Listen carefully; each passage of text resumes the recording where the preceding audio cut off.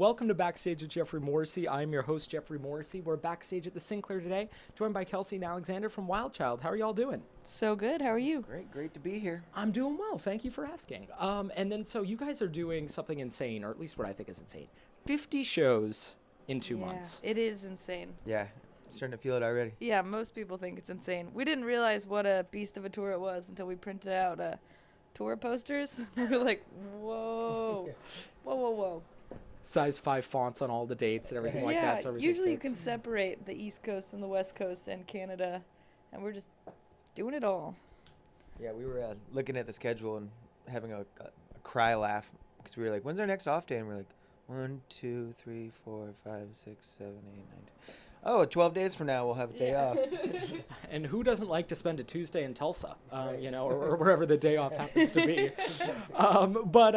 So where are we in the tour right now, and how has it been going just in terms of, because, I mean, that's an insane amount of workload to not have a day off for 12 days in a row. Yeah, we're actually only about a week in. Oh, wow. So we got our work cut out for us. What, show 10 maybe? Yeah, not even. No? Yeah, it's going amazingly so far. The Mhm. team's amazing, band's amazing. Everyone's in high spirits. I'm just starting to notice that you can't really sing and scream every day. Kind of have to be a little more professional about it. Maybe do some warm-ups, maybe drink some tea, I don't know. I'm starting to understand why people take themselves and their throats seriously. Yeah, no, of course. And I mean, especially, what was I going to say, 50 dates, it's quite a bit. And there's no guarantee, I guess, that any record, when it's the first time you play it live, translates well live, too. So there's that added pressure, too. Absolutely, yeah. I didn't even think about that. Thanks for planting that scary seed. Well, it seems like it's going well. I'll put it that way. And if not, 47 more to go. But you guys, I'll start here with the album Expectations with the first song, Alex, which I really enjoyed. So I guess my question is, Alex, why did you decide to include your own name in the song? Because I think a lot of times people just assume like, oh, it's the songwriter, the narrator. Right. But you sort of hammered that home, which I really appreciated the honesty. But what made you? I mean, to me, the song is kind of about like what's going on in your head and that like mental self-doubt about what's going on. And, you're kind of like talking to yourself in this creepy kind of like golem voice, like, no, don't do that. No, that's silly. You don't need to do that. And that's what kind of inspired it. And that's what it kind of like felt like to me. I don't know when we like dropped my name in, but it was just it's kind of funny. Mhm. And we were like, you can't do that, can you? Can you like call a song with your own name? And we were like, why not? I wonder how many times we've had the "we can't do that, can we?" Yeah. moment, and then just done it anyways. And just do it. Yeah. Yeah. Just do it. And I mean, that's a great moment. What were some other moments on the album that you thought, we can't do that? Like, There's a couple. The first song we recorded for the whole album was "Goodbye Goodnight," which is the last song on the record, and initially the demo was like twice as fast, and it was this big poppy horn line, not unlike Crazy Bird or any other big pop song we've written. And Scott McMicken, the producer, slowed it down to the most excruciating waltz, and I don't know, we were just like going crazy, like couldn't wrap our minds around this weird surf rock psychedelic version of a Wild Child song. And it was like 2 days of us being like, what are we, can we do this? Do we know? And then it ended up being like my favorite song on the record. I mean, just kind of just the whole album in general, just like, can we record with, 5 or 6 different producers, and is it going to sound like a record? And but we just kind of just went for it, and, luckily it came out like a nice cohesive piece of art.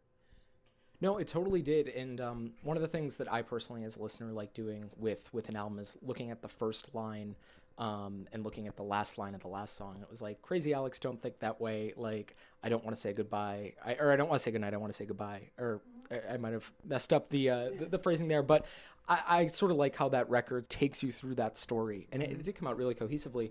And you brought up producers. I mean, these weren't just any producers. It was Scott from Dr. Dog, Chris Walla of Death Cab for Cutie. So what made you think to reach out to so many different people and try and see how that would all come together? I don't think we realized they would all say yes initially. Like, we just didn't want to hunker down and do the whole, like, pick your producer, pick your engineer, and do the whole record in one spot. we weren't even going to do a whole record. We were just going to record as many songs as possible and then just kind of release a couple songs a month for the next year, because the idea of a record is kind of dying and it's heartbreaking, but it's more important to just constantly be putting stuff on Spotify. But we ended up, everyone said yes, because I think it's easier to lock people down for a few songs than, like, you can lock down Scott McMicken for a weekend, but probably not a month and a half. And once they all just started saying yes, we're like, let's just okay, instead of picking our favorite, let's go with all of them. What was also cool about that is we were like, well, everyone said yes, but everyone probably is going to want to pick the same song. And then we're going to have to be like, this song's not available. We're already going to do it with so-and-so. And then it'd be like, well, I'm not interested. But randomly, every producer chose different songs. Wow. Which was great, but really surprising, No, of course, and what a blessing there too. Yeah. But the thing that I like the most about it is, Scott, my favorite record that he's produced at least is the Twain Rare Feeling one. With Chris, it's The Con by Tegan and Sarah, which I know he worked a lot on. And the thing that I love the most about this is that you guys are able to do this record and not sound like it's Twain and not sound like it's Steve and Sarah, which obviously it's not. It's Wild Child. Yeah. But how are you able to also retain your own creative control and make sure that the sound was still your own despite all the influences that you had? I think the reason it all worked together in the end, despite the different locations and producers, and it was just because the excuse me. Bless. Instrumentation is so unique. It's just a weird combination, like led by a baritone ukulele, cello, violin, horns. Like it's an interesting blend of musicians and instruments. And Alexander and I together have a pretty set way of writing tunes. And so it's kind of, we kind of learned throughout this recording process that no matter where we are, it's just gonna sound like Wild Child, because it's me and Alex and a ukulele and like all of our buds in a room, so you can change the tone of anything and the vibe and the speed, but I don't know, it's just gonna be Wild Child no matter what. Yeah, I felt like we did a pretty good job of kind of letting go, and not being like too like it's gonna be this way in the studio, because we love and respect these producers so much. So we want to let them, put their spin on it, but it's kind of just like running our music through a filter of theirs, No, of course, and I always find that so funny of how everyone always talks about how much Wild Child has changed, but like there's such a clear lineage from Pillow Talk to the stuff that you guys are doing right now too. So I know that a lot is sort of made about the change. Can you guys identify, other than I guess the additional people joining the band, a change since the beginning that seems significant to you, or is it sort of like we're songwriters and that's kind of stayed the same? Well, I think when we started, for me, really none of us knew what we were doing. We were all just throwing stuff at the wall and seeing what stuck, just kind of constantly pretending like we knew what was going on. And it doesn't feel like I know anymore now. I think I've just accepted the fact that I don't know anything and that we do things differently, and we feel more confident, and I don't know, it's not like in the beginning it was all like a fluke. It was like, how are so many people listening to Pillow Talk? This is so funny. Like we wrote that song in like 5 minutes on the floor in my bedroom. Didn't know anything about anything. And now it's just kind of like I appreciate all the players we have around us, and have a lot of faith in what we're doing and our writing together. Yeah, I feel like we just simply put, have become better musicians. Yeah. Because we've been doing it, professionally now for 7 years. Fake it till you make it. And it really starts, when we wrote Pillow Talk, there was like, I would be like, I don't know what chord this is, but I call it the bear claw.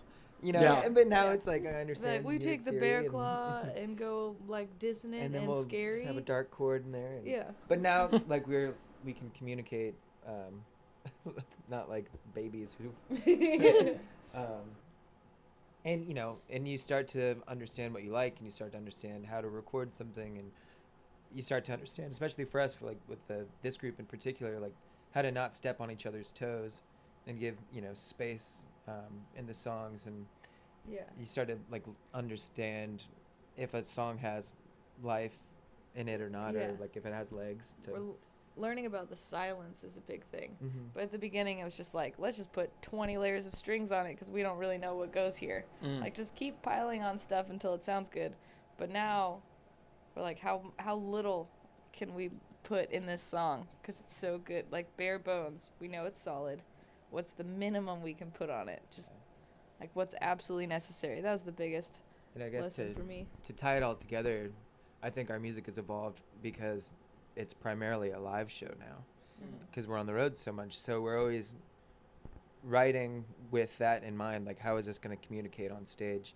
Because we have to play it every night, and if we just wanted to make a record and never tour again, I'm sure it would sound very, very different. Of course. And you mentioned tying it all together, Alex, and I was looking through the lyrics and listening to Expectations. And the thing that sort of, I guess, tied this record together for me were the themes of sort of desire and heartbreak and that cyclical nature of the two. But is there anything else on the record that you're like, wow, I can't believe no one's picked up on this song? Or like, I can't believe that people aren't noticing that this is such a huge part of it? I mean, I think the biggest, it does come across as most of our records have been kind of breakup albums almost, but this one for me was more about just ourselves. Like, didn't really have a lot to do with outside factors. It's all kind of getting older, getting to know yourself, knowing what you love, what you need, what you have to give other people, what makes you happy. This one's way more about a self-discovery, I think, than the others, but I agree for sure. yeah. I mean, it's not very whiny at all. It's just kind of self-reflective. Yeah, the other one, this one's definitely angrier. We have Yeah. a lot of sad songs on other records, a lot of sad, but this is like kind of, it's just a little angry, but it's at yourself. Alex, don't think that way. Get over it. You can't possibly give what I want from you. Just Yeah. everything's just like, I feel like a lot of our records have a little bit of like tongue-in-cheek to them, but this one, for the most part, doesn't really have too much of that. I mean, there's a couple lines here and there, and Alex, the opener, is a little bit more, it's a little goofier than the rest of the record, but, I guess we're just kind of, side B is pretty heavy. yeah. Side B's pretty heavy, yeah. True. Well, we've spent a lot of time talking about Expectations, so I'm going to flip this a little bit. If y'all could steal an album, release it as a Wild Child album, World Only Knows It Is Yours, which one are y'all picking? It could be different for two of you. Yeah. That's a good question. I've been on this kick for like half a year of this early Dr. Dog EP called Takers and Leavers. I've just been, it's like, I'm like obsessed with it. And there's just, it's not like their most popular of anything, but going back through the catalog, there's just a feeling to it and like this carefree thing. I'm just like, God, I love this song. Takers and Leavers for me. Takers and Leavers. Dang. That question's so good. I don't know. I've been listening to this guy, Matt Duncan, for the last couple of years, and no one knows who he is. Lives in New York, coolest guy ever. Doesn't tour, doesn't play live. And his records are the best. Yeah. The best. Like, I just want to cover him just so people hear who he is. Maybe if I hadn't said this in this interview, I could have been stealing his stuff for years. But yeah, Matt Duncan for me. Now I got to listen to Matt Duncan, but I'm more familiar with Dr. Dog, and the thing that I find interesting about them, one, talk about a cohesive live show. Like, I saw them at Newport Folk, and I was like, oh my God. They taught us so much. We opened for them for a long time, and we watched every set, and it was so educational. Like, the way they put on a show is phenomenal. Yeah. Idols. I'm sure. And then the best part is everyone has a favorite Dr. Dog record, too, which I love. Like, no one's like, nope, this is the one. I talk to people, they never get the same or, like, even a recurring answer. What's your favorite? The name is escaping me right now, but it's the one with The Jackie Breeze. Wants a Black Eye. The Breeze. The Breeze is a good one. I like The Breeze. The Jackie Wants a Black Eye is That's Shame. Shame. Yeah, that's shame, what I thought. shame. I just Good. didn't want to sound silly and say that and then have that not be the case. But then also, if you guys could sit next to anyone on a plane, maybe we'll say mine is Scott and Toby, who would y'all want to sit next to? Who would I want to sit next to? Bill Murray. I think I would be too nervous to sit next to Bill Murray. I just Jason don't think that'd have Schwartzman. any fun. Jason Schwartzman would be I think you and Bill Murray would start drinking together and loosen up Yeah. and have a great time. Yeah, that's true. I guess let's do Bill. Bill? Yeah. Okay. Well, I'd go with Alicia Keys, actually. I'm not like a huge Alicia Keys pop star for whatever. I just think her and I would really hit it off. Yeah. I think she's super chill. We would just start talking and we'd become lifelong friends. It'd be cool. I thought you were gonna say Alicia Silverstone. I was like, Alicia that's odd. Silverstone, because, she was a terrible Batgirl. Different vibe. For sure. I just want to let her know what I thought of her performance. Well, there you go. There you go. And then this will be my last question for y'all. Daniels. And we covered this. Jeff Daniels, another. Yeah. Jack Daniels. Oh, Jack I'd like to Daniels. sit Oh, next to okay. Jack. All I right. think I sit next to Captain Morgan. Yeah, Captain Morgan. So I'll make this my last question. We touched on it a little bit earlier. Who are y'all listening to right now? Who's been in the van and such? Who are we listening to right now? I've been listening to Wilma Archer. She's my current favorite right now. She's got a song called Like a Hunger that's my favorite song that's come out in the last 5 years. Nice. Right now, I'm just finished listening to Japanese Breakfast. Oh, I was listening to a little Lucy Dacus earlier today. She's so cool. What else have I been listening to? Just go up in the Spotify here. So we got our Lucy Dacus. Boom. Yes, I interviewed her in this exact room probably a couple weeks Oh, ago. yeah? That's great.